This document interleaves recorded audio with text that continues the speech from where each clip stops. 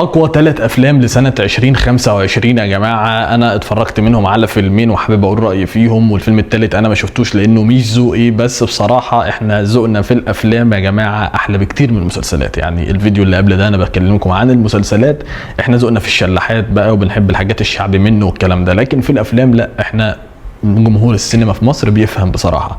رقم واحد في الافلام اللي نجحت السنه دي بشكل غير عادي وحقق ايرادات جامده هو كان فيلم سيكو سيكو بطوله عصام عمر وطه دسوقي. طبعا غني عن التعريف، مش هتكلم عنه لان اصلا اتكلمت عنه كتير وكل الناس عارفاه.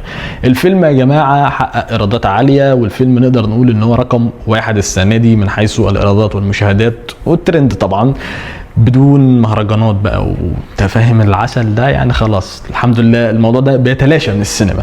اما رقم 2 وكانت مفاجأة بالنسبة لي هو فيلم يعني المشروع اكس. بصراحة المشروع اكس يا جماعة كفيلم، الفيلم مش قد كده، يعني الفيلم كان في العادي منه، بس انا متوقع دايما ان كريم عبد العزيز نزوله باي فيلم هو هيكتسح، لكن لا، يعني عصام عمر هو اللي عدى، فاستاذ كريم عبد العزيز يتراجع الى المركز الثاني بقى له فتره كبيره في المركز الاول.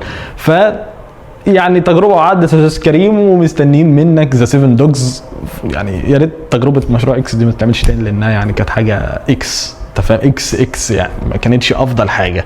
اما الفيلم رقم 3 اللي انا ما شفتوش لانه مش ذوقي تماما يعني، بس احب اسمع رايكم انتوا في الكومنتات عليه، هل ده اشوفه كويس ولا لا؟ هو فيلم روكي الغلابه بطوله دنيا سمير غانم. انا ما بحبش الكوميديا دي، ده رقم واحد. ده رقم 2 انا ما بحبش الافلام من بطوله نسائيه بصراحه في مصر، لان احنا عبط جدا في الموضوع ده وبنعمل افلام وحشه، فمني ده رايي بصراحه. يعني اتمنى تقولوا لي انتوا هل الفيلم ده حلو ويستحق اللي هو فيه ده ان هو يكون رقم 3 السنه دي ولا لا؟